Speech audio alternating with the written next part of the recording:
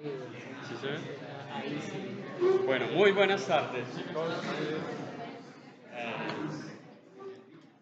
excusar hoy porque ayer me operaron mi rodilla. Es una operación ambulatoria, pero bueno, eh, trataré de estar sentado acá.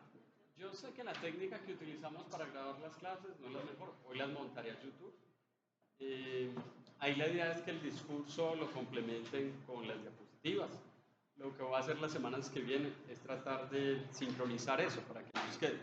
Créame que para el profe Jorge y para mí es un poco complicado. Tenemos que pensar en muchas cosas y pues nos hubiera gustado ser excelentes camarógrafos y tener formación de grabación de películas. Nada de eso, ¿no? Nosotros nos dedicamos a la ciencia y afortunadamente los medios nos dan esta posibilidad. Entonces voy a estar un poco aquí quieto, me moveré a veces allá y a veces me sentaré porque yo generalmente tengo que estar un poco moviéndome, no sé por qué, durante la sesión de la clase. Ah, qué bueno, muchas gracias que nos traigan el... Gracias. Entonces, hagamos un recorderis de todo lo que tenemos. Ay, pero no, es que ¿ya apagó la luz? No. Dejó todo. Listo.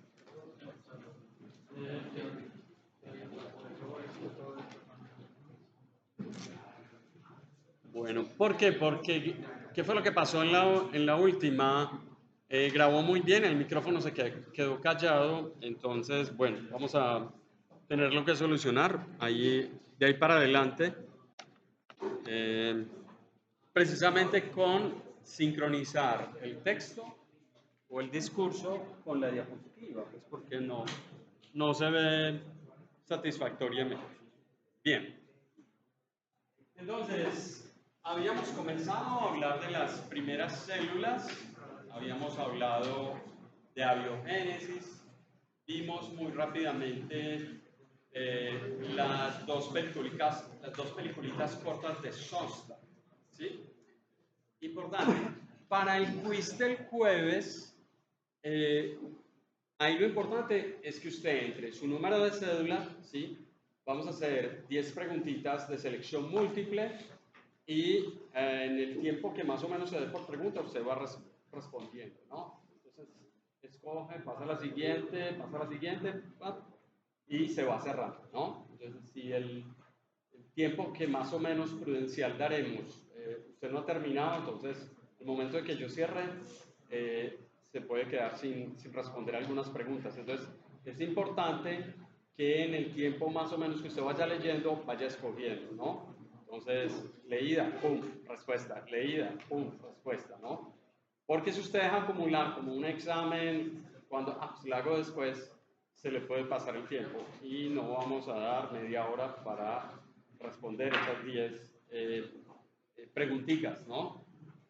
Esas preguntas no van a salir del texto, van a salir de las generalidades que están en, en esos tres grupos de las diapositivas, ¿sí? De las clases. Entonces, palabras claves. O sea, no me voy a poner a buscar. Ahorita de pronto hablaré de Neumora, que es un grupo que clasificó Cavalier y Smith. No, esas son especificidades muy puntuales de la biología evolutiva. No, por el momento me interesa más que ustedes entiendan qué es abiogénesis, me entiendan más, que ustedes entiendan qué son los aspectos de biomolécula, que lo distingan con una biofilm, etc. ¿Sí? Son 10 preguntas de grandes generalidades de lo que llevamos, así que no vamos a preguntar las particularidades, pero eso sí hay que distinguirlas bien, ¿no? ¿Sí? Hoy vamos a trabajar un pedacito con inteligencia artificial, ¿sí? Entonces vamos a ver si nos da el tiempo porque cada vez que llegamos, pero Jorge me dio una esperanza y es que es posible que recuperemos con una clasecita, que tenemos una clasecita, podríamos usar una clase de más, entonces ya hemos perdido un tiempo precioso con con estos dos retrasos, entonces eso me tranquiliza bastante. Bien. Además, entonces estuvimos hablando de micelas, que son formaciones, bueno, ahorita les volvemos nuevamente a ver, de lípidos en presencia, ¿sí?, de sustancias que tienen la capacidad de orientar estas moléculas, ejemplo, los detergentes. ¿Sí? Cuando yo agrego un detergente, ahorita lo vamos a ver, en una mezcla entre un lípido y agua, estos pueden formar lo que conocemos con el nombre de una emulsión. ¿Sí?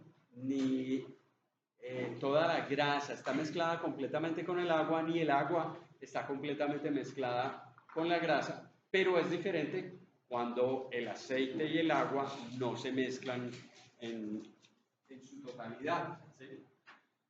Bueno, también hablamos de Oparin y Halfdan, de su primera teoría del origen de las primeras células.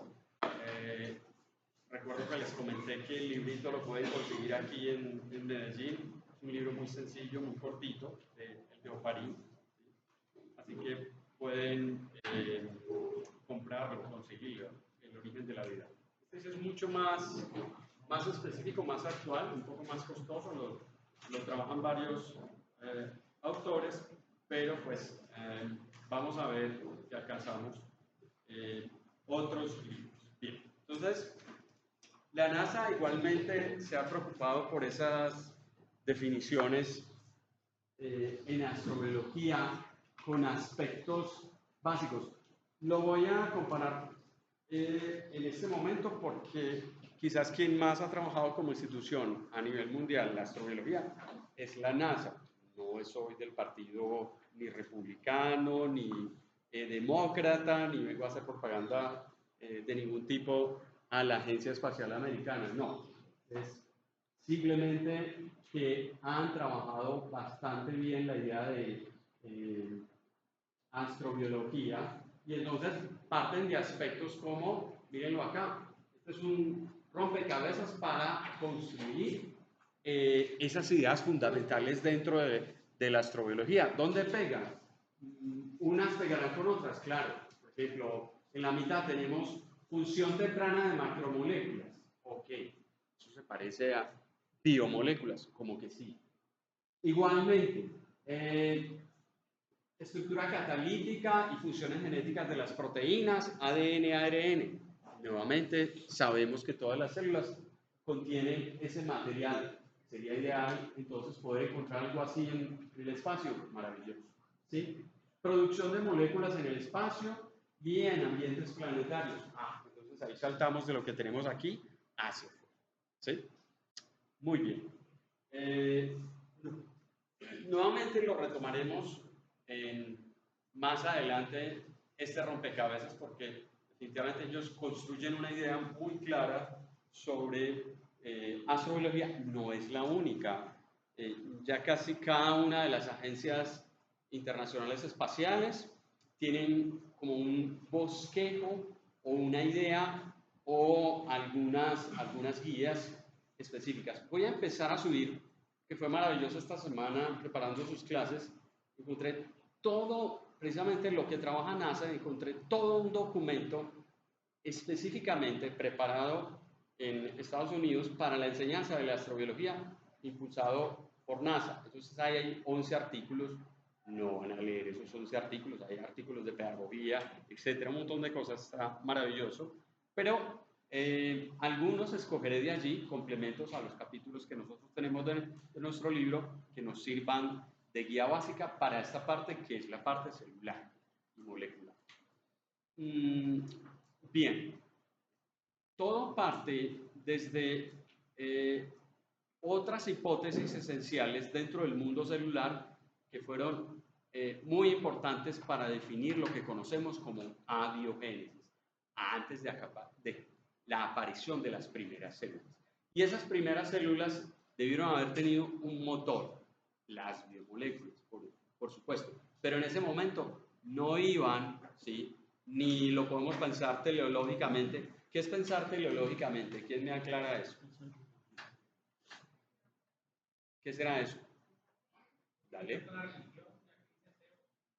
¿sí? Eso, o sea, ellas mismas como que saben qué es lo que quieren hacer, ¿no? Entonces las moléculas ya sabían en lo que iban a terminar, ¿no? No es eso, ¿sí? Entonces no es ponerle un fin y una intención a que definitivamente los átomos en el espacio saben que tienen que terminar formando la vida. Eso no lo podemos manejar de esa manera tan malintencionada, ¿no? Simplemente nosotros sabemos en ciencia y tenemos evidencia que fueron esas moléculas las que arrancaron. Y una de las primeras moléculas que quizás tiene bastante mérito actualmente para darle esa propiedad como molécula responsable de la vida, se llama el ARN. Dentro de las teorías que hemos creado actualmente, tenemos una que es bien aceptada y bien acogida y la llamamos el mundo ARN. Es un mundo prebiótico, nuevamente, ¿sí? Nuevamente la palabra nos viene a la cabeza, ese mundo prebiótico, entonces, por cuestión de la aparición de nucleótidos, más específicos ribonucleótidos. Recuerden que distinguimos los nucleótidos del ADN de oxirribonucleótidos y distinguimos nucleótidos del ARN ribonucleótidos por el azúcar, ¿no? En realidad la distinción es que el azúcar del ADN pierde un oxígeno, el azúcar del ARN queda tal cual, intacto. Ahí está toda la gran diferencia entre uno y otro. Y no es que la tendencia sea para el ADN formar doble hebra, porque el ARN también lo puede hacer. ¿Sí? Vamos a ver que el mundo viral es capaz de hacer tiene esa misma propiedad y capacidad. Pero hay, digamos, 4 autores padres de esta gran teoría como es el mundo ARN, ¿sí? Allá tenemos a la derecha, digamos que en el año 62 se enuncia por Rich esa primera idea de hablar de que quizás pudo haber existido un mundo inicial llamado mundo ARN, ¿sí? Ya años posteriores, Don Carl Woese comienza a trabajar en otros aspectos, escribe hasta un libro de código genético, trabaja en la Universidad de Illinois en Champaign, haciendo una cantidad de cosas muy interesantes en los años 60, pero en los años 70 aparece el secuenciamiento del ADN y eso catapulta una cantidad de cosas porque se empieza a secuenciar lo más fácil.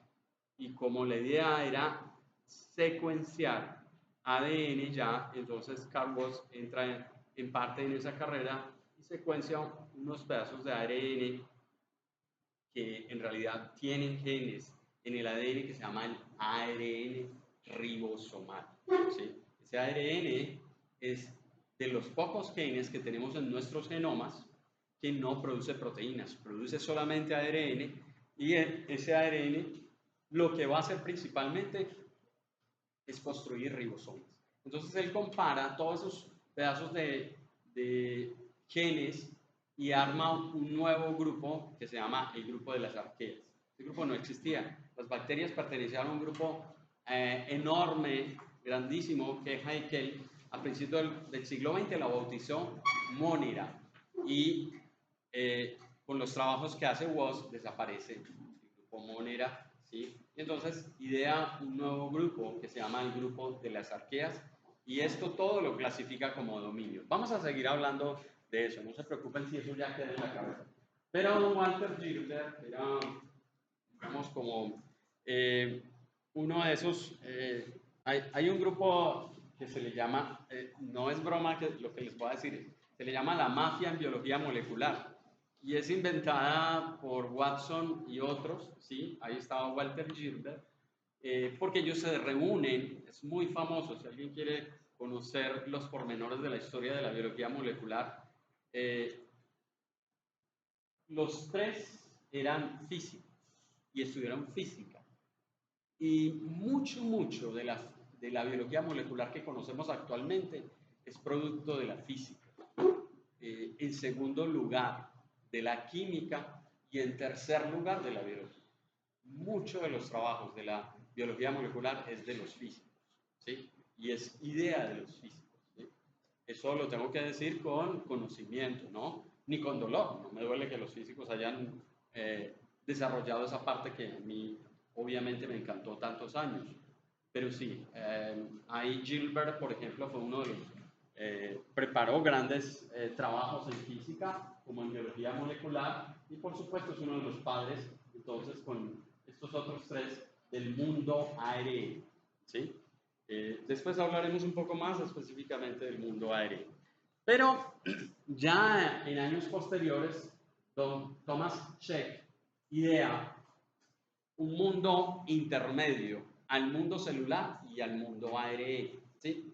Eso se le llama el mundo, pues no suena como muy gracioso, ni RPNP, ¿sí? ¿Por qué? Porque es ribonucleoproteínas. Básicamente es la asociación de lo que ya conocemos como aminoácidos o péptidos. Recuerden ustedes que las proteínas son construidas por los monómeros llamados aminoácidos y unos cuantos aminoácidos los llamamos péptidos, ¿sí? No los llamamos completamente proteína, ¿sí? Así que ese mundo intermedio, antes de que el ADN se convierta en esa caja fuerte donde se guardará toda la información de las células de la vida, debió haber existido. Y Don pues hace esa proposición. Ahí tenemos en el dibujito ahí intermedio el ribosoma, no se nos olvide, y el ribosoma funciona con 3 ARNs: ARN mensajero, ARN de transferencia y ARN ribosomal. O sea que antes de que el ADN hiciera su trabajo para producir ARN mensajero, ya había una fuerte asociación entre las proteínas y el ARN. Por tanto, Don Seck se da la tarea de idear ese mundo intermedio, ¿sí? Entonces, ¿qué cosas tenemos, por ejemplo, actualmente en la Tierra que no podríamos bautizar específicamente como células? Dos: los virus y los viroides, ¿sí? ¿Por qué? Porque dependen en parte del ARN. Hay un grupo de virus, ¿sí?, que vive o entre comillas, que existe en la Tierra gracias al ARN. Él nunca entiende nada de su ciclo de vida, entre comillas, o de su aparición y reproducción basado en el ADN. Hay virus que solamente son ARN. Y los viroides, que son partículas mucho más simples de ARN, están todavía en la Tierra. Podríamos decir de alguna manera que el mundo ARN todavía existe, ¿sí? Gracias a estos dos grupos, los viroides y los virus como tal. Nosotros a los virus, antes de que entren a las células, llamamos viroide, ¿sí? Virión, perdón. Entonces, hagamos esa aclaración para que quede en cabeza de ustedes, ¿sí? Voy a tratar de escribir las 3 palabras, ¿sí? Entonces tenemos viroide, virión y virus. Básicamente, un viroide es un pedazo circular, ¿sí?, de ARN. Y virión es cualquier virus externo a la célula, ¿sí? Externo a la célula, ¿sí? Virus, entonces, es un virión cuando ha entrado a la célula y funciona. Es decir, se decapsida, libera su material genético dentro de la célula, se replica y vuelve y fabrica más virus, ¿no? Entonces, por eso, cuando un virus está en el ambiente solo, sin estar dentro de una célula, lo llamamos virión, ¿sí? Esa es como la parte externa de un virus, mientras que la parte funcional es el virus, ¿no? Cuando hablamos del coronavirus, que nos pasó la pandemia, nosotros hablábamos del virus, pero lo que salía cuando expulsábamos nuestros estornudos quizás hacia el ambiente u otra persona eran viriones que iban a entrar a otras células a formar nuevos virus, ¿sí? Por eso hacemos esa distinción, ¿no? Entonces, adelante. Recuérdame tu nombre. Luis Karim, dale, adelante.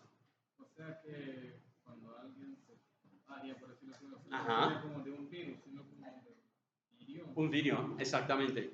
Importante lo que nos dice Vicarión. En realidad nosotros nos contaminamos es de viriones, ¿sí? Porque lo que entra a las células son viriones y cuando ya funcionan se desarma la cápside, saca el material genético, luego lo replica para fabricar más virus, es un virus, ¿sí? Ahí está la gran distinción. Obvio, de manera común,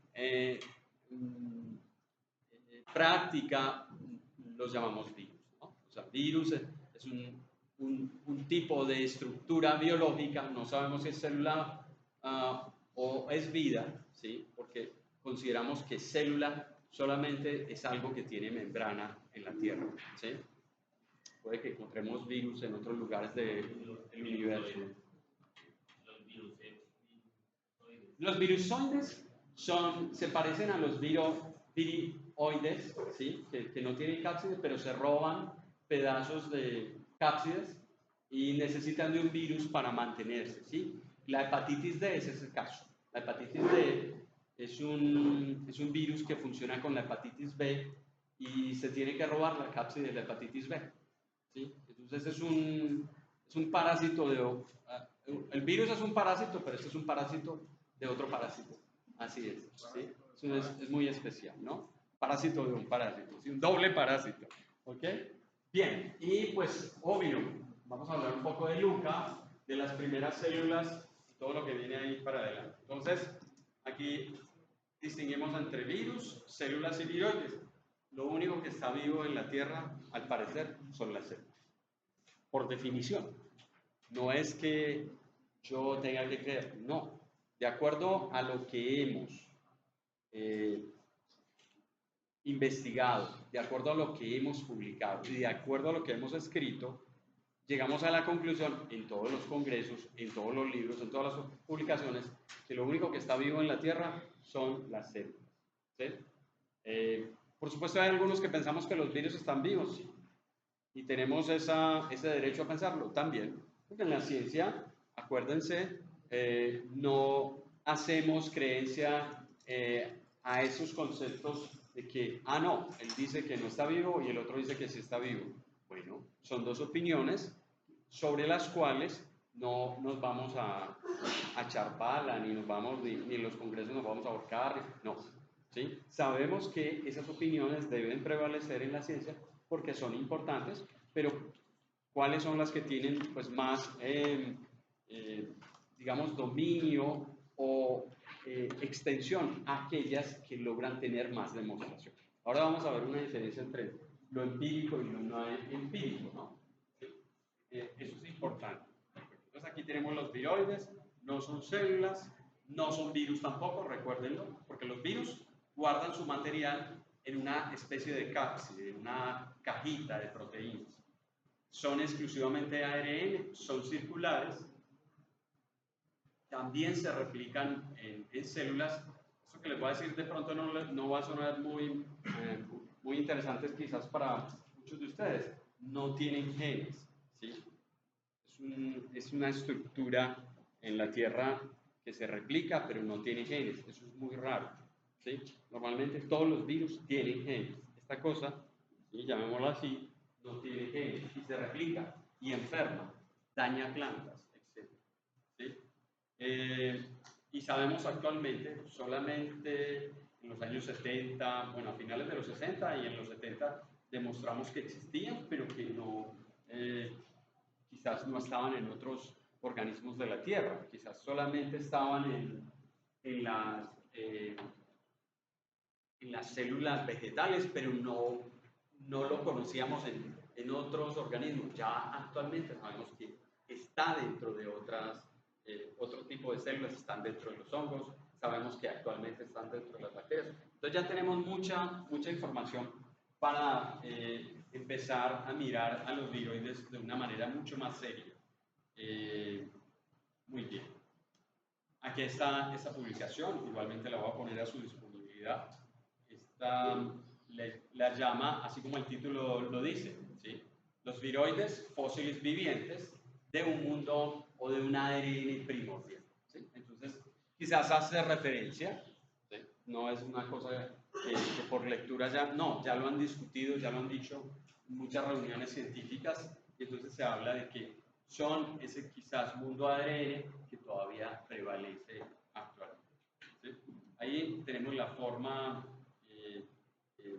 clásica de un nuevo vegetal, pero precisamente este párrafo empieza a anunciar la búsqueda.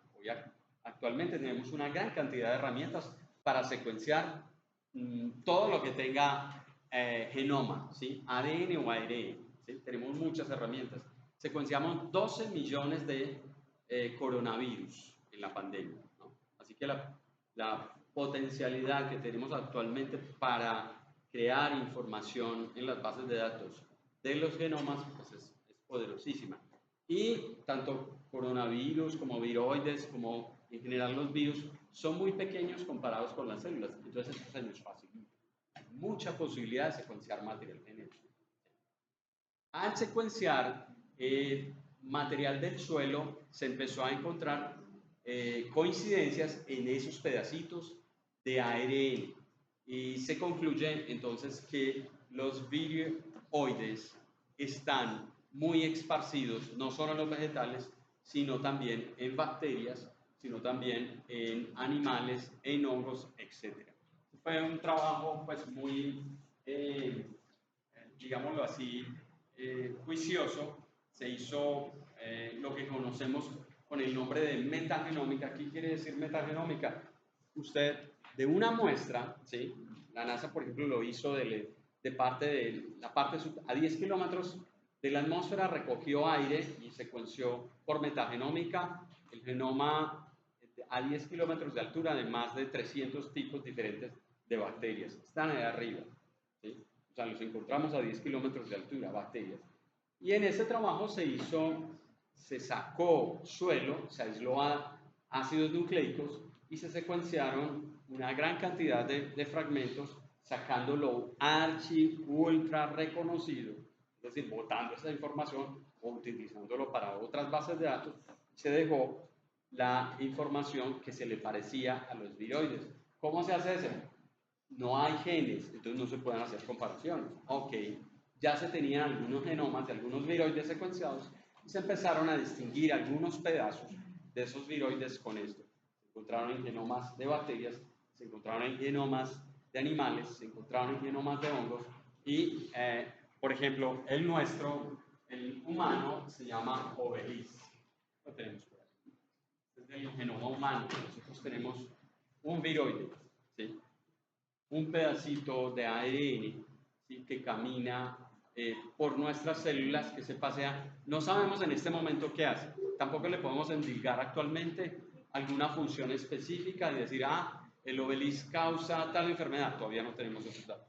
O sea, la potencia y la fortaleza que tenemos hoy con todas las técnicas moleculares y la tecnología que tenemos actualmente nos permite hacer eso.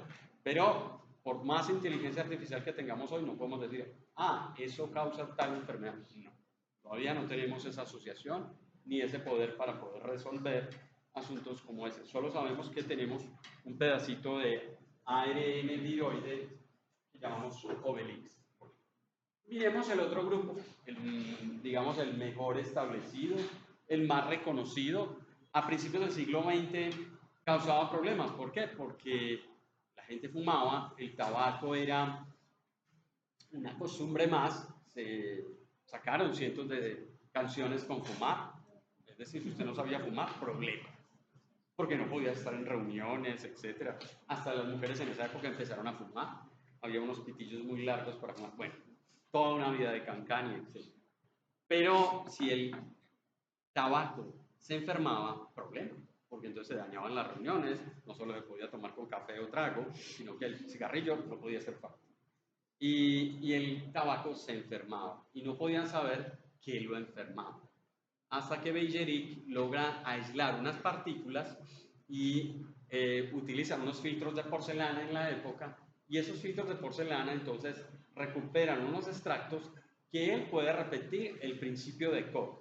¿Qué es el principio de Koch? El principio de Koch es un protocolo que dice que si yo aíslo, ¿sí?, las partículas de lo que causan la enfermedad y las inserto nuevamente a otras células sanas, volverá y se repetirá la enfermedad.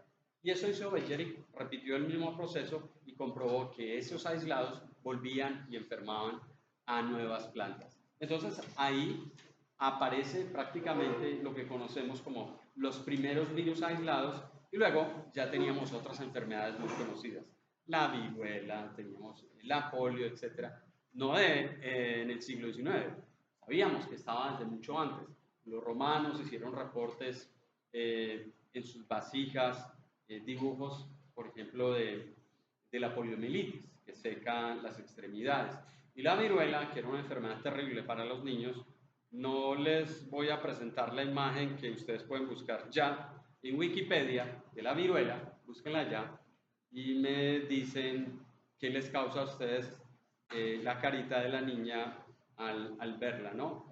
Este no es un curso de medicina, ni se trata de asustar a los estudiantes, ¿sí? Pero esas son cosas que se muestran en los cursos de medicina, para que usted de una vez pierda el miedo y si va a hacer eso, lo sea, o si no, salga de esa carrera rápidamente.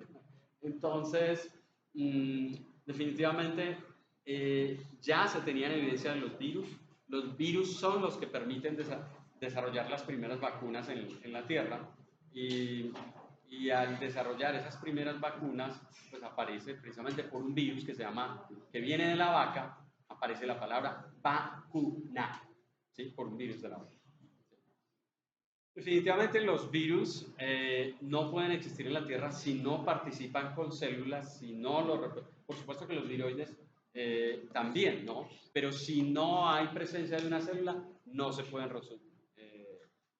replicar ni mantener. Entonces muchos biólogos, químicos y otros tipos de profesionales en la salud o en otras áreas, biofísicos, determinan definitivamente que los virus son parásitos que no son células, ¿sí?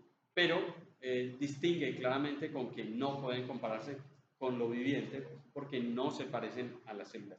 Un virión, acuérdense, un virus que es externo, no puede nunca reproducirse en solitario, ¿sí? Un virión nunca se dividirá en solitario. Bien, entonces aquí hay unos ejemplos. Este que es un libro muy famoso, muy reconocido para muchos de nosotros. Tiene un capitulito que habla precisamente de están o no están vivos los virus, ¿no? Ahí lo dejo para que lo lean y lo refuercen. Aquí hay una comparación entre las paredes, por ejemplo, de las bacterias. Vamos a mirar eso al final. Y también cómo es la parte externa del virus. A la derecha tenemos las bacterias gram negativas y gram positivas diagramáticas, ¿no? Es decir, ¿qué compondría? En la parte externa está lo que conocemos con el nombre de pared, que aparece allá de color como granate, oscuro. Vemos que las gram negativas es intermedia. El verde fosforescente, fluorescente, es la membrana. O sea, hay muchas cosas que acompañan a la membrana. En cambio, aquí a su izquierda están los virus que en realidad no tienen siempre membrana. Si portan membrana es porque la roban, ¿sí? La toman de su célula huésped, ¿sí? Pero no la utilizan como tal para dividirse. En la parte interna quedará guardada esa estructura, ¿sí? Para los biofísicos ha sido maravilloso estudiar los virus, pues porque la geometría y la microscopía electrónica pues por muchos años ha sido un tema de goma, ¿sí? Y dibujar esas estructuras no fue nada simple. Entonces ahí vemos las cápsides, como las llamamos, ¿sí? Aquí tenemos ejemplos para ustedes quizás familiares: la influenza, la famosa gripa, ¿sí? Tenemos el HIV, la famosa enfermedad del SIDA, ¿sí? El Zika, que es muy común entre nosotros, las paperas, el dengue y el inolvidable para ustedes, el SARS-CoV-2, ¿cierto? ¿O sí? Ya, no importa, yo no quiero saber más de eso, sí. Seguramente que sí, es de nada. Entonces, ahí tenemos dos grupos ¿sí?, actuales que nos permiten estudiar un poco la biogénesis. Recuerden ustedes que Shostak trata de idearse, ¿sí? No tenemos en biología un acelerador de partículas ni nada por el estilo, como para poder meter en una máquina y decir, aquí he hecho 2 moléculas y ¡pum!, ya salta una célula. No, no tenemos esa posibilidad, ¿no? Una máquina maravillosa de ese tipo.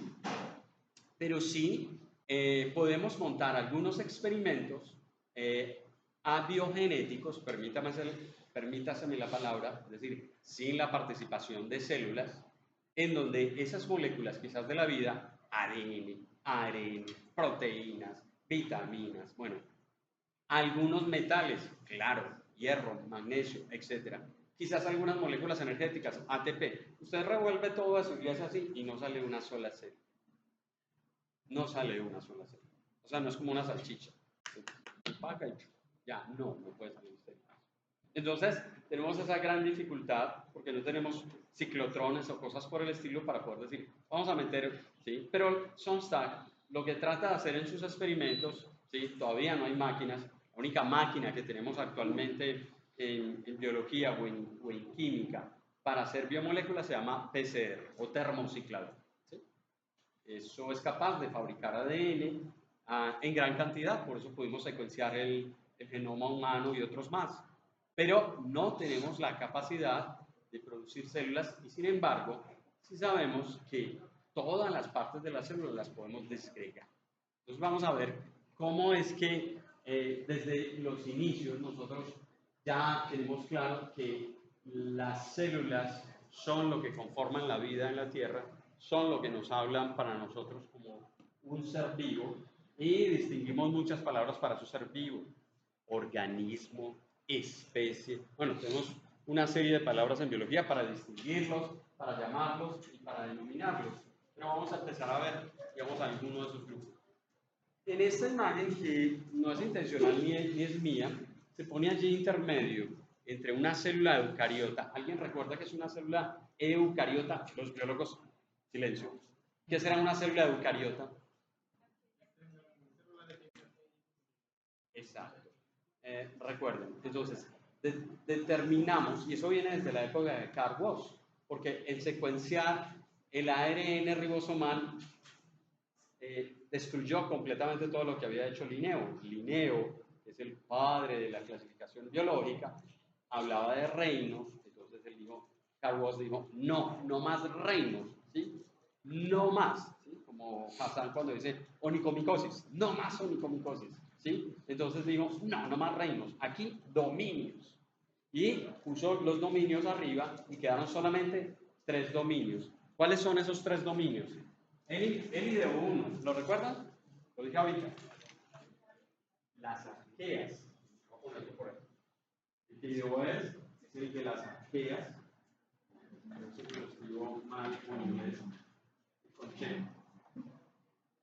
Las bacterias o eubacterias que quedaron, digamos, con un nombre intacto, porque para el joven Hecke, otro de los padres de la biología, se llamaba moneda, ¿sí? Y todos los demás, todos los que contienen núcleo, estos no contienen núcleo, por eso los llamamos procariotas, ¿sí? Todos los demás son los eucariotas, ¿sí?, que es de presencia cariota. Cariota por carión, carión es núcleo, ¿sí? Eucariota, ¿sí? Entonces estos tienen, ¿sí?, núcleo. Ahí está todo el núcleo, ¿sí? Bien. Entonces, ¿es posible que los virus tengan que ver con los núcleos? Quizás. Hoy actualmente tenemos mucha información de quizás cómo aparecieron los núcleos en la Tierra, y al parecer los virus tienen mucho que ver con eso. Una pregunta, o sea, ¿las células procariotas no tienen núcleo? Las células procariotas no forman una estructura nuclear, tienen ADN, eso sí, tienen material genético, se dividen, tienen membranas y todo lo demás. Claro está. Sí, porque algunas veces parece recordar como que las eucariotas tienen núcleo definido y las procariotas no. Eso es exactamente como lo estás diciendo. Así es. Los eucariotas tienen núcleo definido, los procariotas ausente, ¿sí? No tienen núcleo, pero tienen material genético. Ahí está la gran diferencia. ¿Listo? Clave eso. Esa es una información clave. ¿Sí? ¿Puede salir en el quiz? Claro, puede salir en el quiz. Esa es clave. Bien.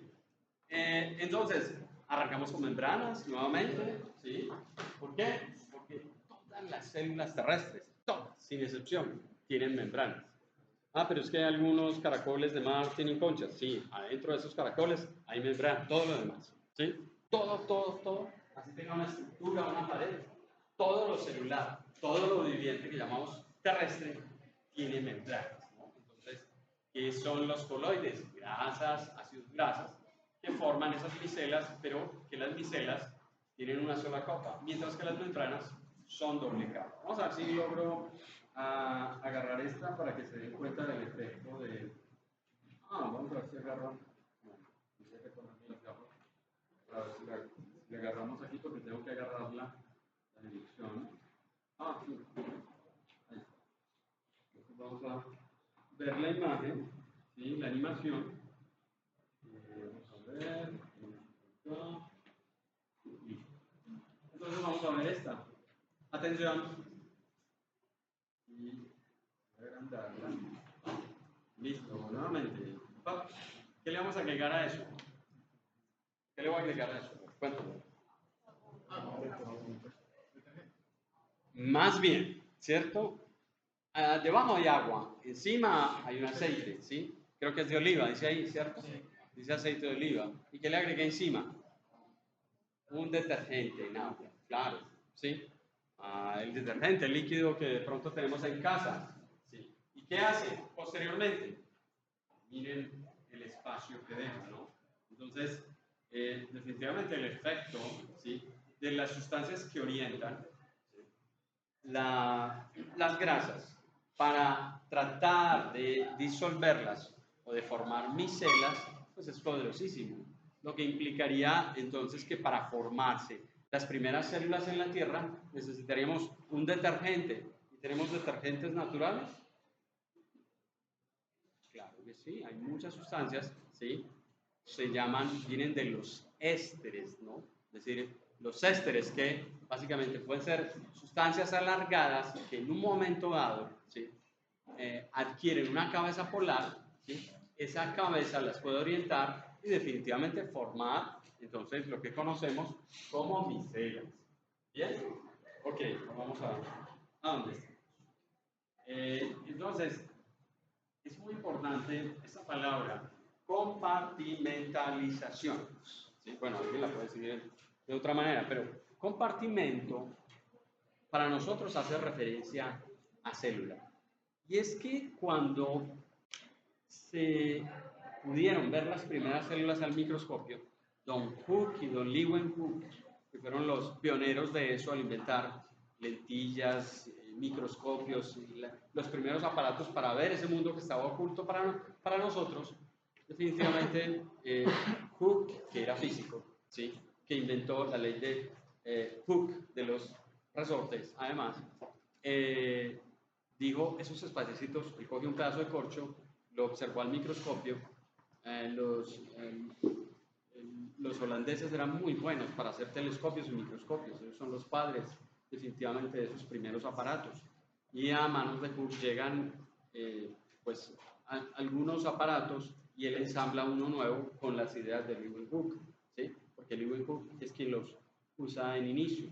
Y al observar bajo el microscopio pedazos de cornezuelo, es decir, lo que conocemos con el nombre de, ¿cómo se llama?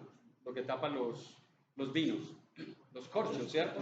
Los corchos, ¿sí? Él ve unos espacios, ¿sí? Se le pareció algo, es un poco loco, ¿no? Se le parece un poco o a un castillo con cientos de habitaciones o a una cárcel que tiene pedazos más o espacios más exactos, ¿no? En una cárcel hay celdas.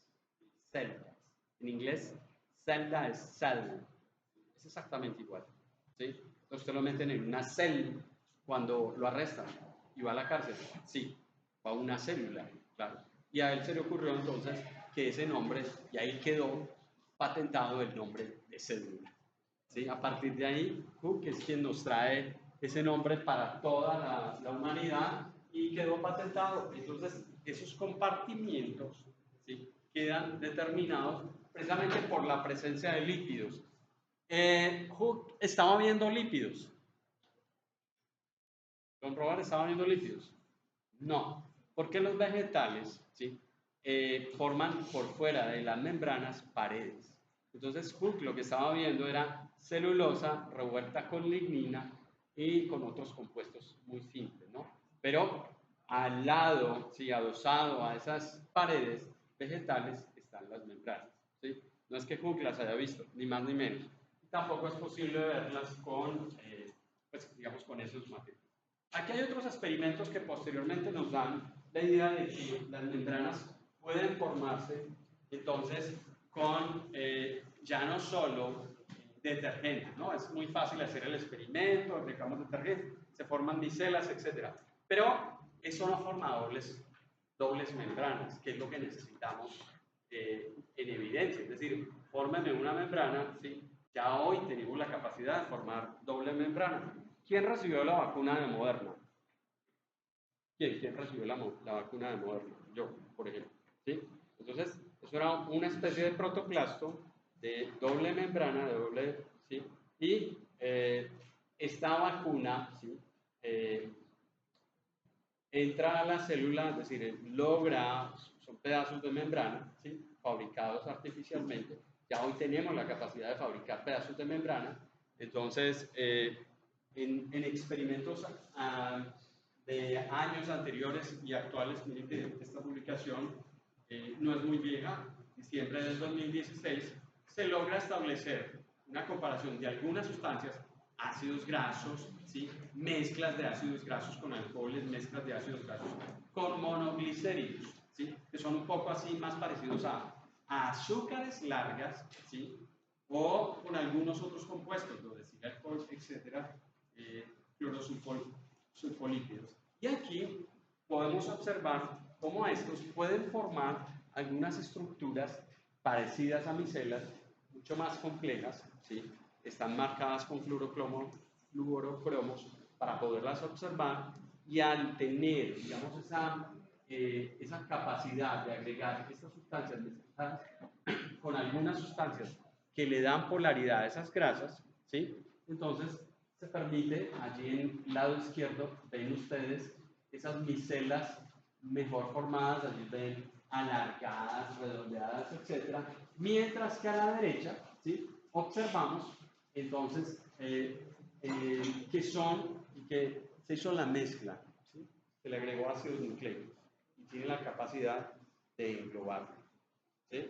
Entonces, eso sirvió mucho después. Bueno, son solo 10 años y ya actualmente tenemos la capacidad de fabricar vacunas, ¿sí?, gracias a muchos de estos experimentos, sí. Entonces podemos meter un pedazo de ADN para transportarlo dentro de un organismo, nos da mucha propiedad, y esos balones de la derecha entonces son membranas prácticamente, ¿sí?, artificiales, que tienen la capacidad de englobar ácidos nucleicos como ADN, ¿no? Aquí tenemos los responsables, ¿no? En ese experimento anterior no son fosfolípidos, ¿sí?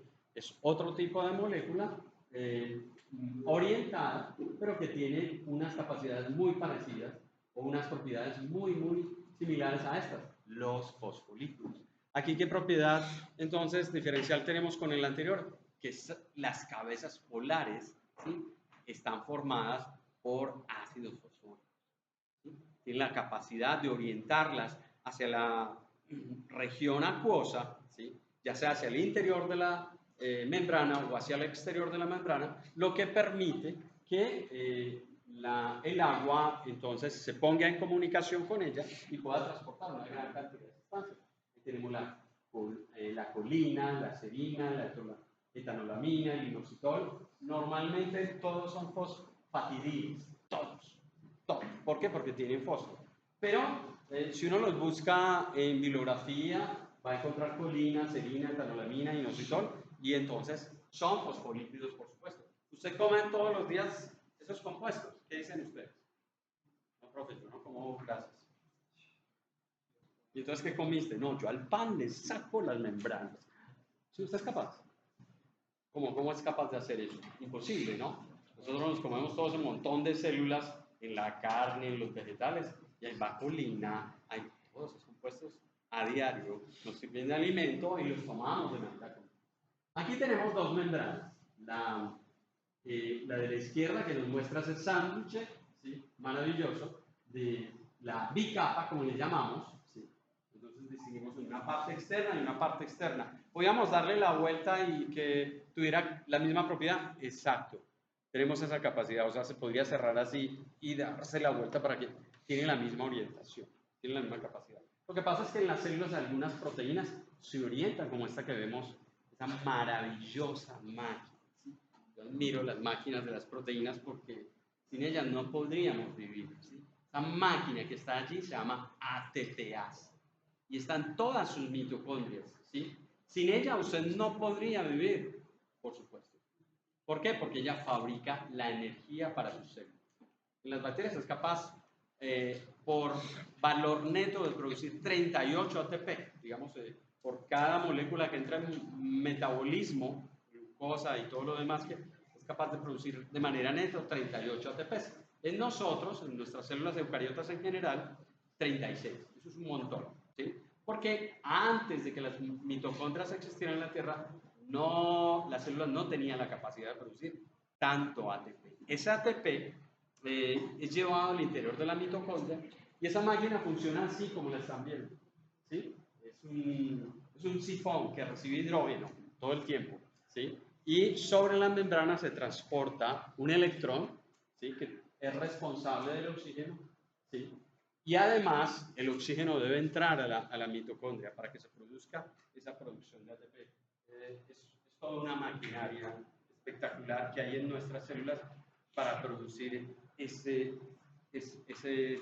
primera estructura. Entonces, hay algo que en el mundo celular debió aparecer primero, pero cuando nos imaginamos ese primero, entonces tenemos un problema. Fue una primera célula. ¿Y en dónde apareció? Fue una célula solitaria. Nuevamente, lo de las células solitarias. Los que hacemos laboratorio todavía tenemos esa tendencia de aislar las células del ambiente, como si no pudieran estar dentro del ambiente. ¿Por qué? Porque eso nos gusta. Aislarla en una caja de Petri, en un tubito, ¿no? ¿Sí? Y incluso eso es capaz de cambiar la información. Ya sabemos que eso daña hasta la información de la célula.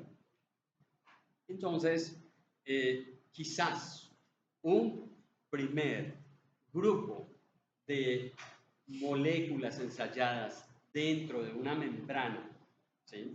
Muy eficientes, muy capaces, que tuvieron el primer proceso, ¿sí? Porque ya lo hacía el ARN. ¿Qué hacían los ARN ya? Dividirse, se reproducían, dividirse, se reproducen. O sea, se copian y se duplican, se copian y se duplican. Eso ya lo hacían los ácidos nucleicos.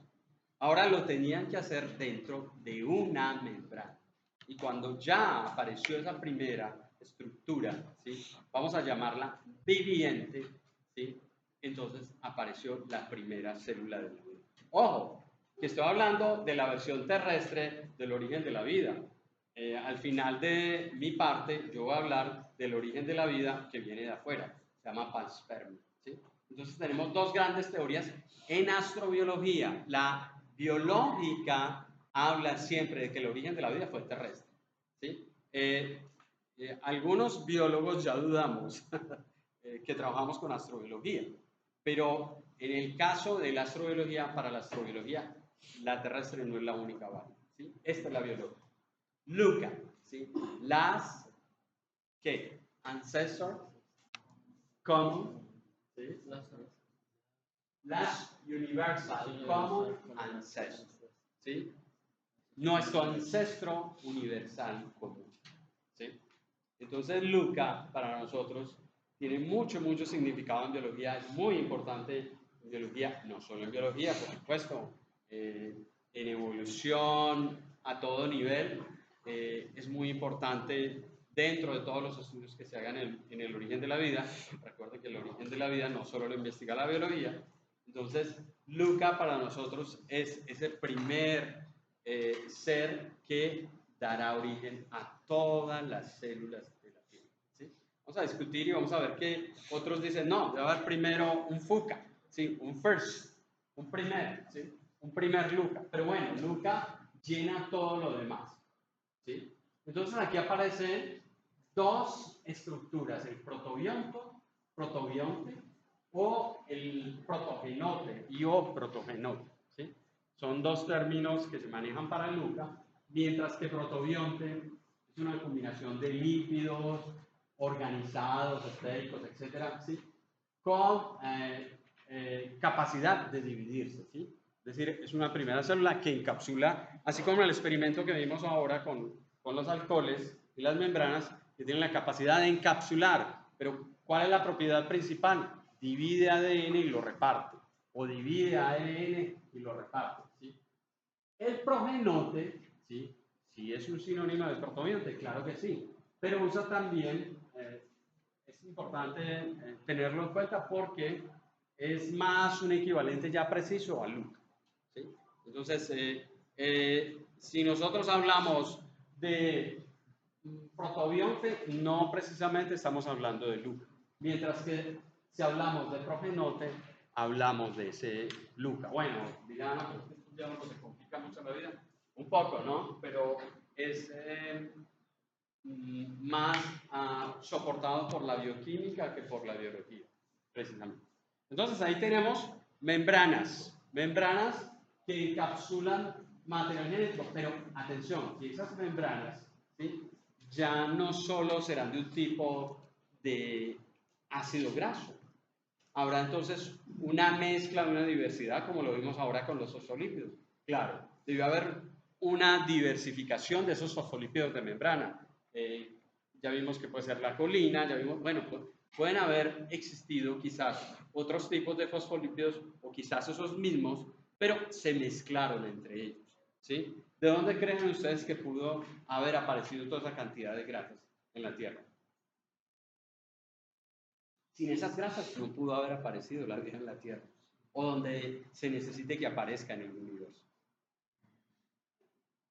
Y no había metabolismo todavía, ¿no? Recuerden, porque el metabolismo produce todas esas grasas y tiene la capacidad de producir esas grasas para la célula. ¿Y cómo lo hace diariamente? En la mitosis. Andrés, dale.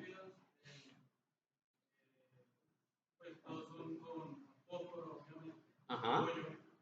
Y no hay ninguna otra formación que pueda ser similar a esto, que pueda generar también de pronto una membrana.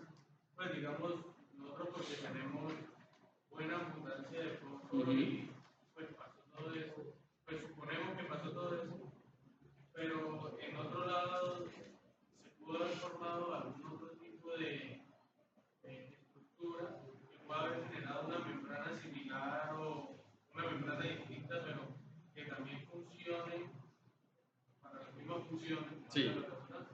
Lo cierto es que no debe haber un solo tipo de membrana, ¿sí? Porque si hay tanta diversidad en los monómeros de las moléculas, seguramente había una más especializada en un tipo y que seguramente la mezcla, estamos hablando de 4.500 millones de años. Chicos, 4.500 millones de años. ¿Cuánto tiene este universo? Bueno, entonces, repartan la escala. Es mucho tiempo. Le dimos mucho tiempo a las células para que ensayaran y entonces escogieran la mejor forma, la que más se les facilitara y mejor se les acomodara. Bien, pero grasas también hay en todo el universo. Qué cómico, ¿no?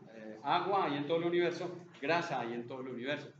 En nuestro paso por Encelado pudimos ver que algunas, mirando los espectros, que algunas de los afloramientos, si al mirar el espectro, ¿sí? Contenían moléculas de carbono alargadas. Acuérdense ustedes que los ácidos grasos, básicamente lo que necesitan en uno de los extremos es una cabeza polar. ¿Por qué? ¿Recuerdan la historia del petróleo? ¿Qué es el petróleo? ¿En el petróleo hay grasas? Acuérdense que la formación del petróleo no está dada por entes biológicos que lo transportaron o que lo transformaron completamente, ¿sí? Sí, participaron bacterias para acabar de descomponerlo, etcétera, etcétera. Pero en la formación final de esas grasas, ¿sí? Más asociada a la meteorización, la tierra que le cayó, los compuestos que habían, intervinieron mucho más a que se quedaran así y que formaran nuevamente grasas y que no participaran nada más con la vida, ¿sí? Entonces, en otras partes del universo pueden haber moléculas de este tipo, claro. Ahora, no las hemos encontrado todavía en meteoritos, hemos encontrado grasas de este tipo. Es muy difícil, muy complejo que se mantengan en un meteorito miles, millones de años. Sí, parece que se descomponen más fácilmente. Entonces allí tenemos un problema como para poder decir, todo el universo está lleno de membranas. No, tampoco hasta allí. ¿Sí?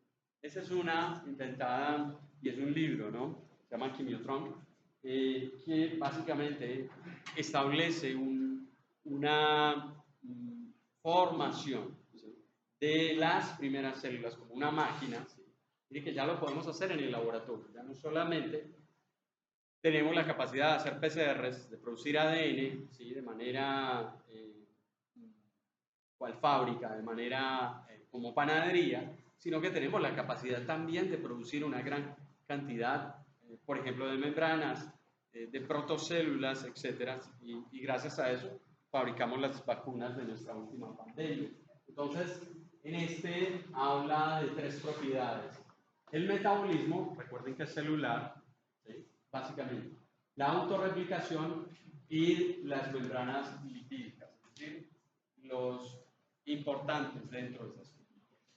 Para que vayamos terminando la parte de esas primeras células, Don Cavalieri-Smith, en biología, una persona que trabaja en los años 70 y 80 mucho en tratar de clasificar, así como lo hizo Woz, él se preocupa mucho por clasificar células eucariotas, crea un grupo eucariota nuevo, unicelular, y en los últimos años, o sea, en la segunda década de este siglo, también trata de organizar nuevamente esas primeras células terrestres. Ya ha habido muchas cosas escritas, ya ha habido mucha información al respecto, y en esta publicación, que es una publicación inglesa de la Royal Society, hace un resumen de todo eso que había investigado durante años, ¿sí? El reino que crea Cavalier Smith es el famoso cromista. No voy a entrar en esas especificidades biológicas, pero aquí hay una clave que es importante, la empecemos a tener en cuenta. Recordemos porque quizás lo vieron por ahí en el colegio. Seguro. ¿Alguien se acuerda de las eras geológicas? No, profe, ¿cómo me acordar de eso, hombre? ¿Sí? Recordemos que eran 4 eras, ¿sí? La precambriana, o el precámbrico, como le llamamos, ¿sí?, el paleozoico, el mesozoico, ¿sí?, y el cianozoico, ¿sí?, el actual para nosotros. Pero además de eras, también teníamos periodos, ¿sí? Entonces hay el primario, el secundario, el terciario, etc. ¿Sí? Y hay épocas. Las épocas son las que más conocemos, ¿no? Creo que para muchos de nosotros es muy familiar el Jurásico, para otros puede ser más familiar el Cretácico, el Carbonífero. Bueno, total, son épocas intermedias, ¿sí?, que dentro de las grandes eras geológicas pues logran establecer la presencia de restos fósiles que se pueden datar por carbono y que dicen más o menos hace cuántos millones de años debió haber existido eso, ¿sí? Hay un problema, y es que las bacterias son tan pequeñas que no tenemos tan fácilmente acceso a decir, uy, yo tengo una bacteria fosilizada. Wow, eso es muy difícil, ¿sí? Pero ya hemos hecho aproximaciones y lo veremos más adelante. Esto que les voy a comentar, y la primera parte que me corresponde a mí, son los 3.000 primeros millones de años. O sea, casi todo en el árbol de la vida. Miren que ustedes y yo y todos nuestros ancestros, las aves, los reptiles, los peces, aparecieron ¿hace cuánto?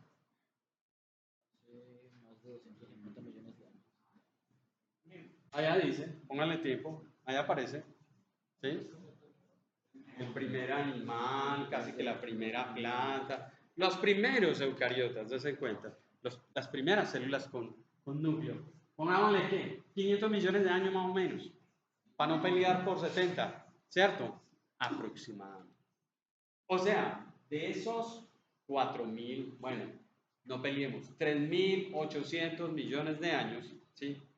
Debo hablar estos días de, réstele 500 millones de años, y pónganle cuidado, esos 500 millones de años tienen más diversidad, han creado más vida de lo que ustedes se imaginan. El 90% de eso ya desapareció.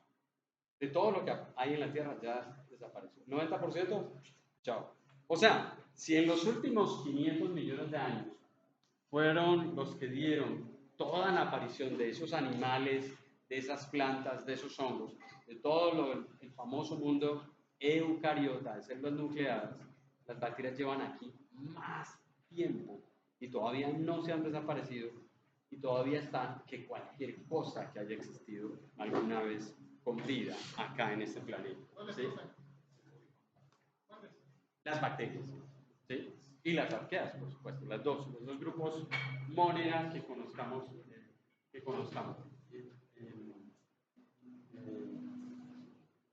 Aquí están entonces los tiempos. ¿Sí? Estas que están abajo serían las primeras bacterias, ¿sí? Los posteriores a Luca, ¿sí? Que tenemos acá. Entonces, 3.5 millones de años, las eobacterias, ¿sí?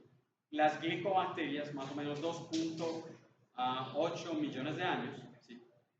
Y luego entonces tenemos el grupo de los que forman las famosas arqueas y los restantes eucariotas, ¿sí? ¿Eso en dónde está allá? ¿En qué era? ¿O en qué parte de esa escala geológica? Mire que no entra ni siquiera todavía al Paleozoico. ¿O sí? ¿Alcanza el Paleozoico? No alcanza el Paleozoico. ¿Sí? Entonces, y parte de esa vida existe, la vida, ¿sí? Procariota lleva más tiempo en la Tierra que todo lo demás. ¿Sí? Y tenemos entonces esos eucariotas que aparecieron primerito, seguramente en el Paleozoico, un poquito antes de esos 570 millones de años, y ahí aparece quizás el primer eucariota. Ahorita o más tarde le vamos a poner nombre a ese eucariota. ¿Sí? Entonces, glicobacterias y eobacterias. Más antiguas las eobacterias, ¿sí? Aquí las tenemos. Posterior, los Nemora y los eucariotas y las arqueobacterias. ¿Sí? Ahí están los dos grupos de los que crearon todas las células de las plantas, los animales y los hongos sobre la Tierra. Entonces, la eubacteria, ahí como aparece, 3.5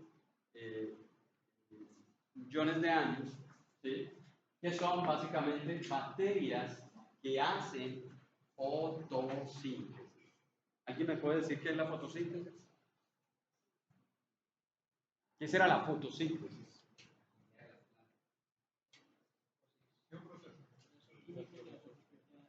Es cómo fabrica la comida las plantas, ¿cierto? Porque ellas no toman la comida, digamos que si se alimentan de fotones, la comida de las plantas son los fotones, ¿sí? En realidad es esa energía que les llega. Pero a partir de esa energía, ¿qué son capaces de construir? Glucosa. Sí, son las clorofilas, las intermediarias para fabricar glucosa, ¿sí? Fabricada la glucosa, ¿qué está listo? La comida. Listo, servida, ¿sí? O sea, es un horno automático, ¿sí? Que se llama la etapa lumínica y la etapa oscura, el famoso ciclo de Calvin, que nos permite formar glucosa en cantidades importantes. Estas primeras bacterias, recuerden, no son plantas, estas primeras bacterias tienen la capacidad de formar esa glucosa que les va a dar esa capacidad. Adelante.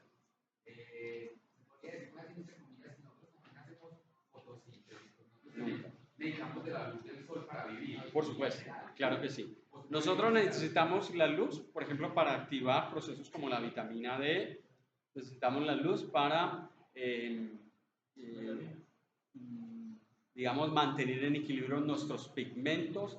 Necesitamos la luz para calentarnos, ¿sí? Para mantener la homotermia corporal. Y finalmente la luz para, digamos, realizar procesos como la visión o distinguir los colores, no más, ¿sí?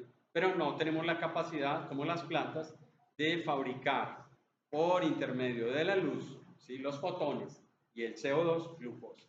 No tenemos eso, ¿no? Ahora, eso que excreta la participación de fotones con CO2 que fabrica glucosa, ¿qué más excreta para la Tierra? Ahí cambió absolutamente todo, ¿no? Porque uno dice, bueno, la vida, tal cosa, pero es que la vida, ¿sí? Me encanta esa visión de los geólogos, la vida se tiró toda la geología de la Tierra, es verdad, ¿sí? La cambió completamente. Entonces, como el planeta tenía gran cantidad de otros gases en la atmósfera, especialmente ¿cuál?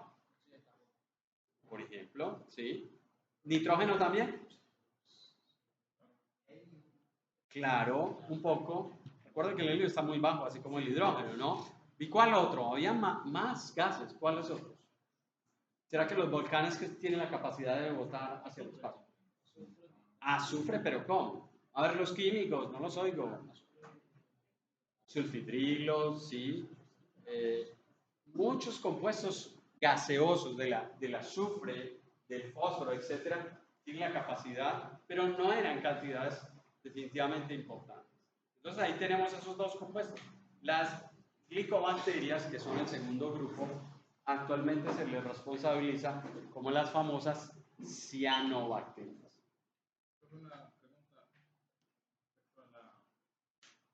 Me encanta mambear, me gusta, yo mambeo también. De oxígeno. Ajá. Las plantas que reciben más luz, o sea, más luz en horas diarias. Ok, sí, durante el día, sí, cuando hay radiación. ¿Fabrican más oxígeno que no requieren? Vaya, es una muy buena pregunta en cuanto a que pensaríamos que todas las plantas terrestres son fotosintéticas, y ya sabemos que no es verdad. O sea, ya actualmente sabemos que algunas plantas dejaron de hacer fotosíntesis. Son muy pocas, ¿no? No hay muchos grupos, ¿no? Entonces, son parásitas, claro, se pegan a otras plantas y absorben otras sustancias y han dejado de hacer fotosíntesis en cantidad. Claro, pues si son parásitas, es su vecina la que le da el alimento, ¿sí?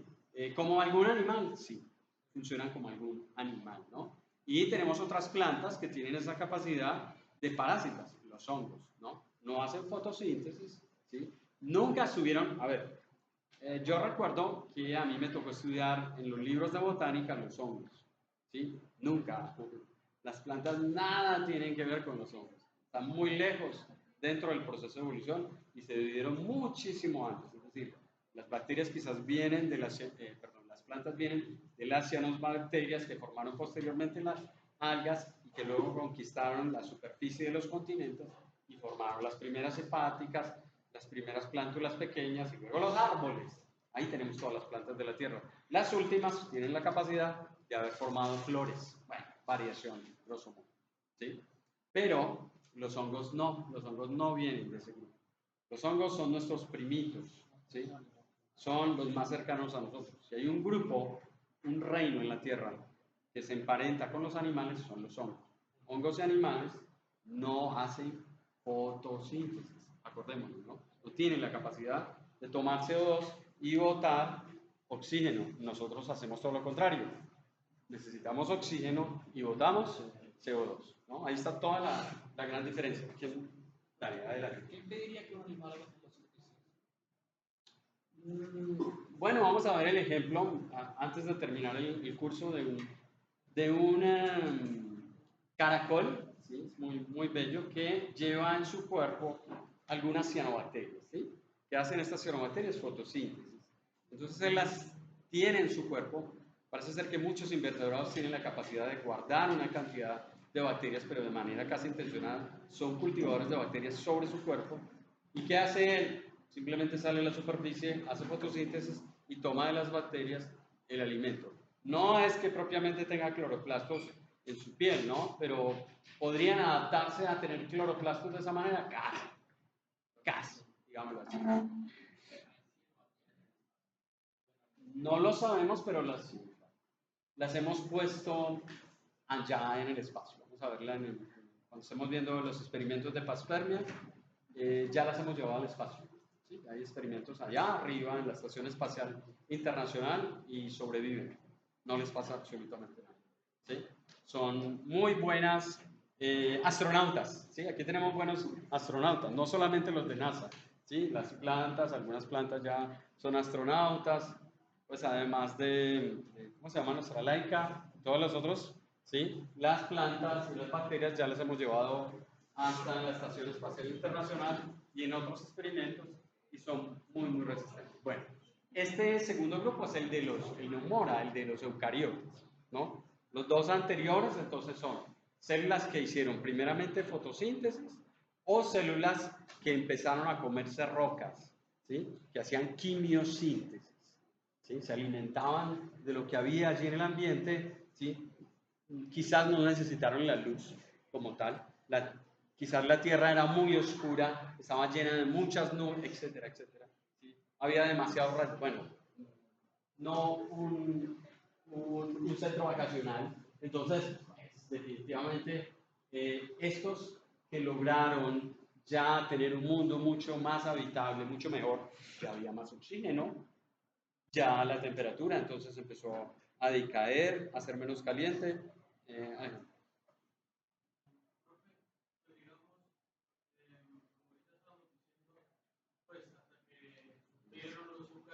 Ajá. Fueron 3.000 millones de años más o menos, 500.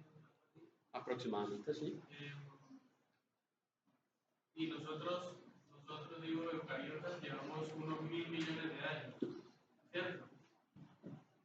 Entonces... No tanto, ¿no? Digamos mucho menos, mucho menos, ¿sí? Okay. Para ser justos continuos, por ahí 900, pero 100 millones de años es mucho tiempo. Entonces, digamos, ¿qué tanta diversidad de vidas conocemos? Que pues ya conocemos mucha de la que ha pasado, pero ¿qué tanta diversidad de vidas puede surgir si nada más en 3.000 millones de años, claro, digamos, surgieron los eucariotas, entre comillas?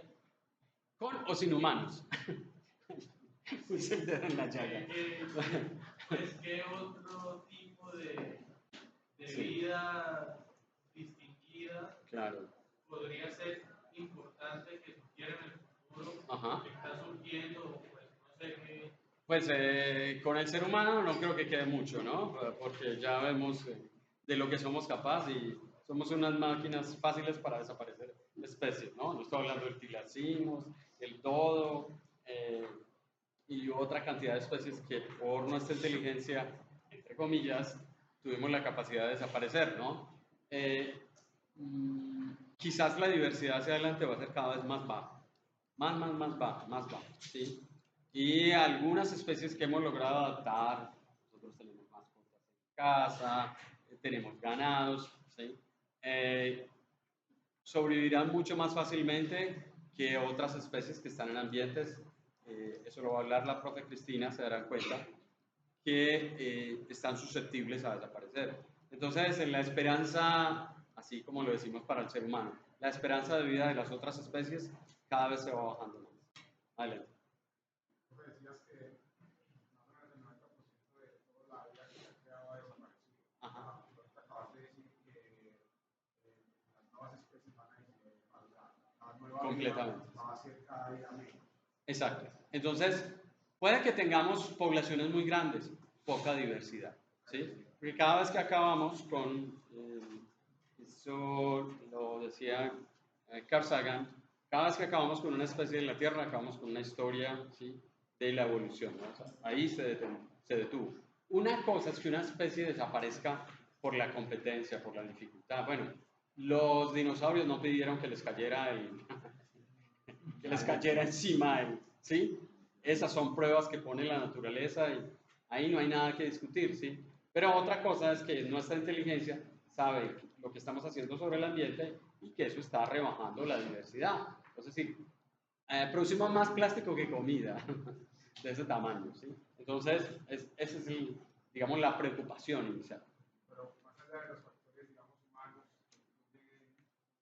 puede aducirse o puede decirse que hay factores también ecológicos, Por supuesto. características cósmicas como tal, que tienden a que la vida sea cada vez.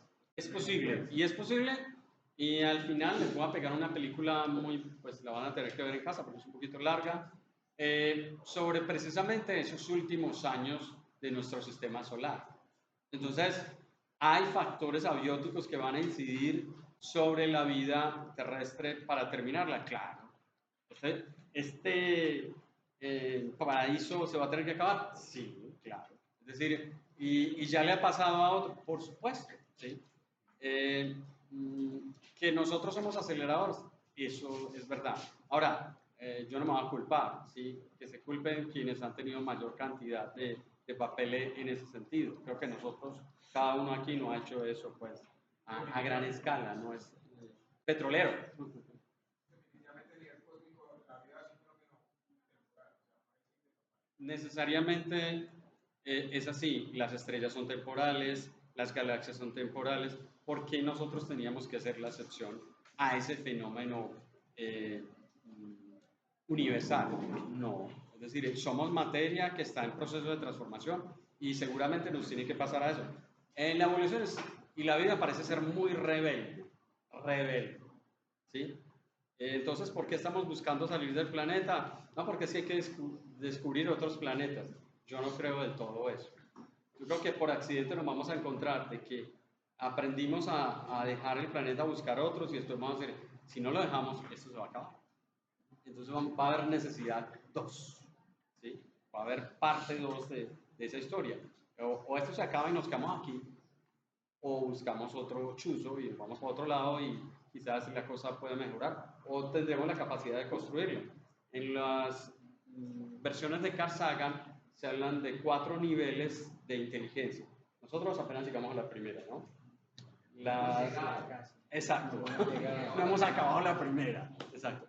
La tercera y la cuarta son las más grandes, que tienen la capacidad de manejar estrellas, que tienen la capacidad de construir civilizaciones pues con una tecnología inimaginable, ¿no? Eso es imaginación de él, ¿no? Entonces, llegaremos allá, ojalá tengamos esa capacidad para poder manejar entornos, manejar ecosistemas, manejar si vamos a guardar ADN a futuro y no lo vamos a llevar, entonces podríamos decir, ahí sí Parque Jurásico, pero pues si sabemos hacer eso y lo sabremos manipular, volveremos a tener todas las especies como quizás las vimos alguna vez. Eso es una rebeldía de la vida. La vida le gusta, de alguna manera, mantenerse. Yo entiendo el libro de Dawkins por esa rebeldía de la vida. Los genes son egoístas. Pero no es egoísmo de, yo quiero tu pan. No, yo quiero mantenerme acá. Yo quiero vivir, yo quiero prevalecer. Tan egoístas somos que inventamos la ciencia. O sea, no nos conformamos con, oh, pues, tan lindo este paisaje. No, como que yo necesito explicaciones más profundas. Entonces, eso es parte de lo que tenemos acá. Bien, entonces aquí tenemos las primeras cianobacterias, ¿sí? Estas son las membranas, entonces, comparativas de esos dos grupos terrestres, ¿sí? Allí aparece el ribosoma pegado a las membranas. El ribosoma es un organelo. ¿Qué dicen ustedes? ¿El ribosoma será un organelo? Es un organito, ¿no? Normalmente es una estructura, sí, no, qué nombre tan tierno, ¿no? Es una estructura, pero atención, los organelos son membranosos, tienen membranas al interior de las células. Y sabemos que ya no son solamente de los eucariotas, sabemos que conforman parte de esas estructuras. Entonces ahí en esos dos tipos, eucariotas y procariotas, las membranas ayudaron a funcionar a los ribosomas. ¿Qué hacen los ribosomas? ¿Qué sintetizan los ribosomas? No se nos olvide. Los ribosomas son los responsables de la síntesis de proteínas en todas las células, ¿no? Entonces, las primeras bacterias de la Tierra para alejarnos de los nombres clásicos, Neumora, Eubacteria, fueron las bacterias, que para efectos en taxonomía o en biología les llamamos las púrpuras. ¿Sí? Esas primeras bacterias entonces están asociadas a lo que conocemos actualmente como todas las bacterias gram positivas y gram negativas. Allí están las posibacterias y las nequibacterias. No se queden en esos nombres. ¿Sí? Este es de Cavalier, ¿sí? De Cavalier-Smith, está en ese mismo artículo, donde hacen básicamente una síntesis comparativa de esas membranas, eucariota y arqueobacterias, que son un poco diferentes a las de las bacterias. Ahí están los 3 grandes dominios y sus membranas. Las primeras bacterias, ¿sí?, no tenían tanta diversidad, pero ya empezaron a formar las famosas paredes. ¿Sí? La mureína y unos compuestos accesorios con proteínas empezaron a diversificar esas membranas. Entonces ya no eran solamente lípidos, necesitaron de otros compuestos. Las mismas proteínas hicieron partes de esas membranas, además de los lipopolisacáridos, además de las azúcares, y la membrana se fue diversificando cada vez y mucho más en la evolución. Ahí tenemos una descripción, grosso modo, de cómo pudieron haberse formado esas primeras células. Allí aparece una endosimbiosis que permite absorber. Recuerden ustedes que en la película de Shostak hablamos de que la comida era la base. Y en ese modo de tomar, ¿sí?, de absorber cosas del ambiente, algunas cosas se quedaron adentro y no fueron capaces de disolverse después. ¿Sí? Entonces muchas membranas que se absorbieron quizás pasaron a ser parte de organelas, ¿sí?, en algún momento dado. ¿Sí? Ahí aparece ER abajo, retículo endoplasmático, P, peroxisoma, ¿sí?, M, mitocondria, L, lisosoma, ¿sí?, E, endosomas. Esas son estructuras que forman las células eucariotas, que pensábamos que eran solamente de los eucariotas. Hoy en día sabemos que muchas bacterias tienen la capacidad no solo de formar de algunas de estas, no todas, por supuesto, pero además cloroplastos, que ahí no están, ¿no? El de Cavalier no están, pero en los dibujos. Vamos a ver una última peliculita de los estromatolitos. Voy a ponerla acá. Y vamos a ver qué era esa historia de los estromatolitos.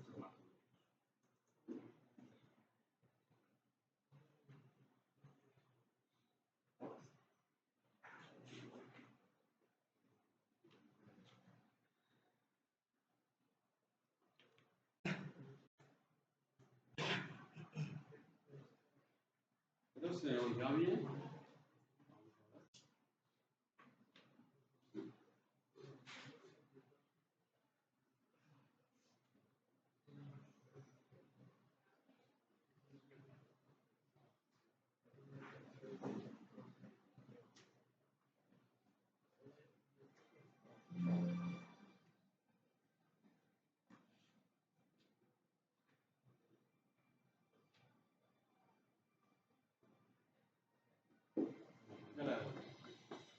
Parecen rocas o incluso plantas.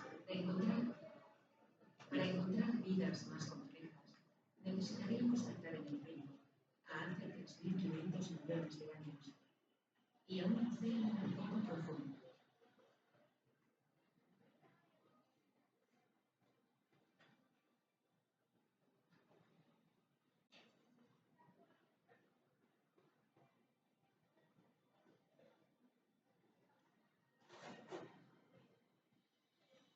Parecen rocas o incluso plantas. Parecen crecer del lecho marino.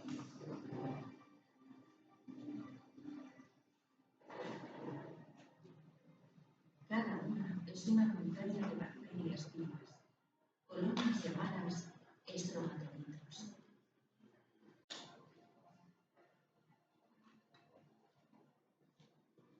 Como por arte de magia, estas bacterias transforman la luz del sol en aire. Este proceso, llamado fotosíntesis, usa la energía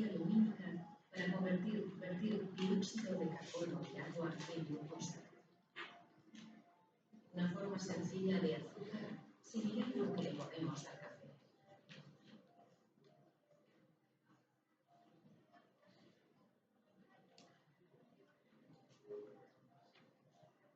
De esta transformación mágica surge un producto, un gas llamado oxígeno. Bajo el agua, poco a poco, los estromatolitos van llenando el mar de oxígeno.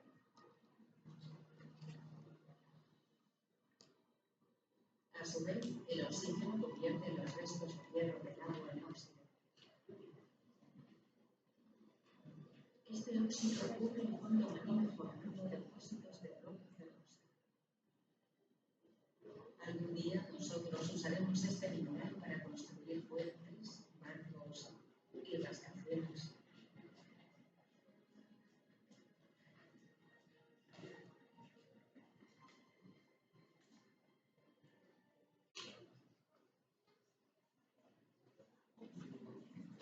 Bueno, las propagandas siempre se tiran las...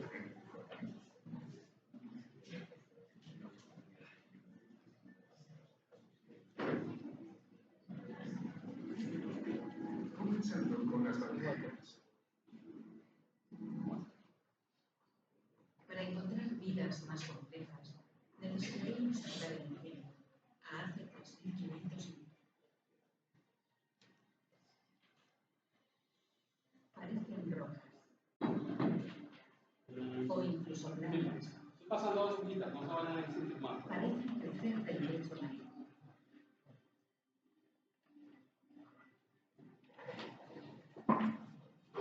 Cada una es una pantalla de bacterias vivas, colonias llamadas estromatolitos.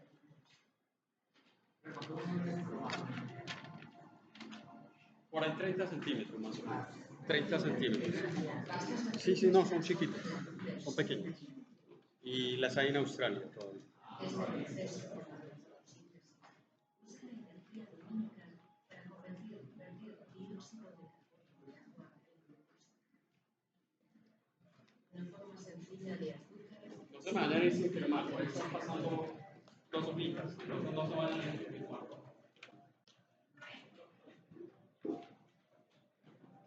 Juan Pablo Cate. De esta transformación mágica surge un producto, un gas llamado óxido. Bajo el agua, poco a poco, los estromatolitos van llenando el mar de óxido.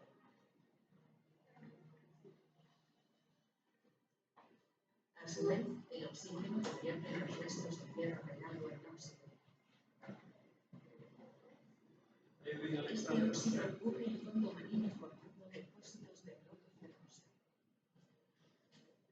Algún día nosotros usaremos este mineral para construir puentes, barcos y rascacielos.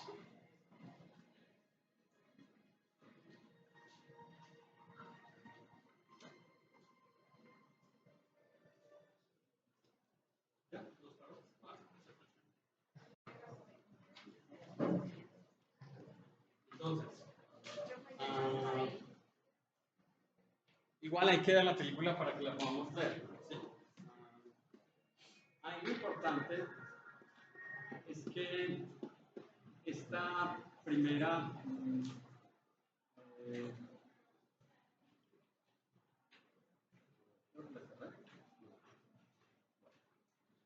este primer acercamiento nos lleva, digamos, a varios aspectos esenciales, ¿no? Y es que las cianobacterias todavía existen, ¿no?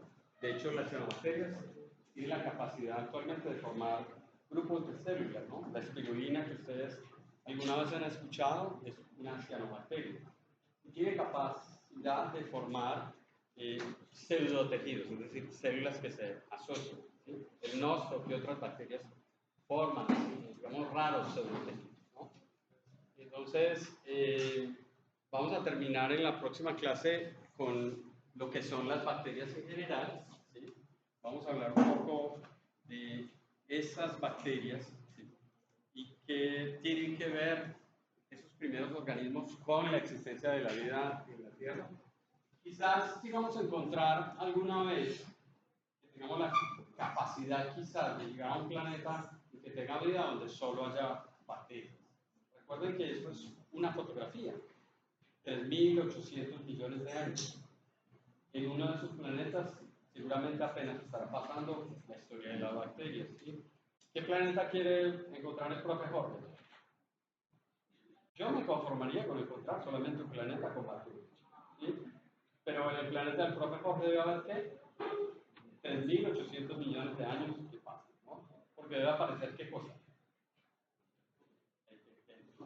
¿Sí?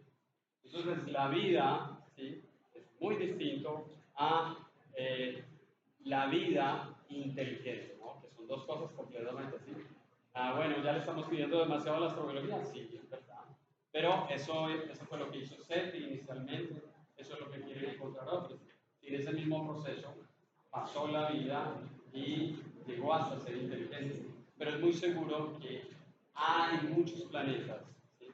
Allá que quizás tengan solo bacterias. Encontrar uno con una sola bacteria ya es un acierto enorme para el ser humano y para el ser humano.